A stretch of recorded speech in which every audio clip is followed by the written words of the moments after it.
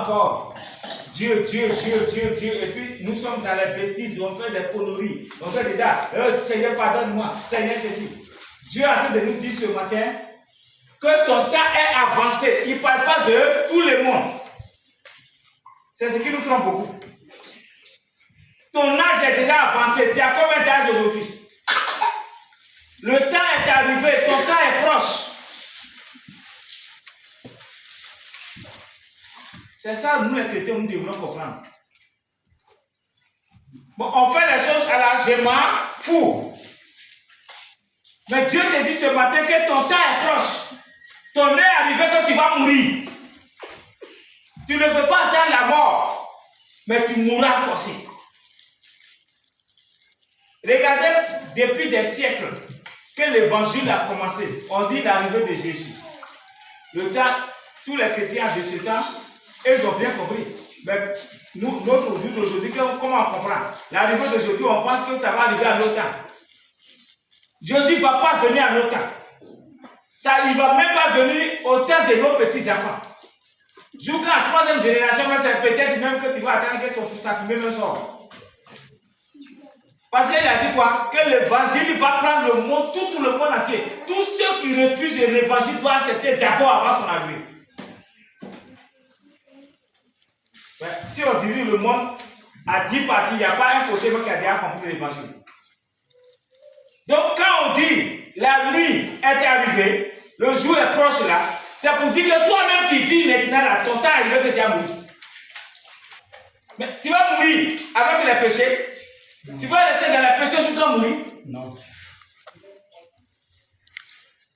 Tu vas rester dans tes désordres sans sauver ton âme jusqu'à ta mort. Que Dieu nous bénisse. Amen. Donc, peuple de Dieu, quand on lit la Bible là, demandons au Saint-Esprit, chassez qui parle avec sa femme.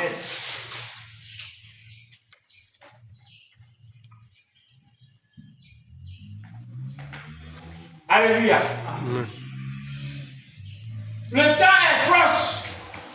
Peuple de Dieu, tu ne fais rien du mal à quelqu'un, mais c'est à toi que tu fais du mal.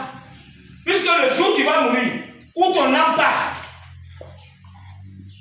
Quand on dit on va mourir, le temps est proche, le temps est proche, l'arrivée de Jésus est arrivée. C'est pas maintenant, il ne faut pas te tromper. On te dit seulement que toi-même là, ton temps est arrivé quand tu vas mourir.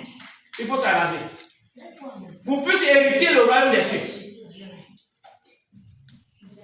Mais si tu n'es pas arrivé à te ressaisir, si tu n'es pas arrivé à fuir tout ce que tu fais, mais quand tu vas mourir, il y a deux chemins là.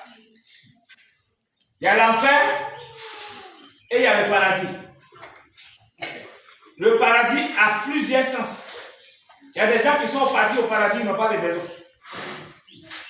Il y a des gens qui sont là-bas, ils n'ont pas de toit. Ça dépend de ta croissance, ça dépend de ce que tu sers, ton trésor est là-bas. Ça, c'est un paradis que j'ai. Quoi on appelle? Un paradis que j'ai dit, les gars.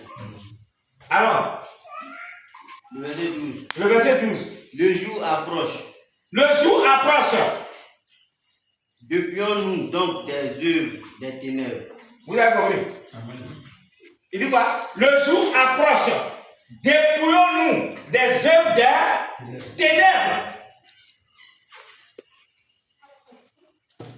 Mais quand on dit le jour approche, dépouillons-nous des œuvres des ténèbres, nous on se dit quoi? Oh, c'est l'arrivée de Jésus. C'est pas l'arrivée de Jésus. On dit qu'il va mourir. Il faut te dépouiller les œuvres des ténèbres maintenant pour avoir le paradis. Pour hériter le royaume des cieux.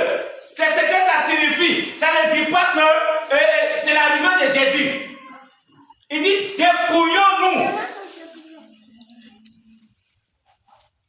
Beaucoup de chrétiens, on met dans la tête qu'on parle de l'arrivée de Jésus. Et puis maintenant, qu'est-ce qu'on raisonne? On dit quoi? Et depuis on dit Jésus va arriver, il n'a jamais venu, mon grand-père est mort, mon arrière-grand-père est mort, mon papa est mort, tout est mort, moi aussi je suis vieux, et puis Jésus ne vient jamais. Votre Jésus ne vient jamais là.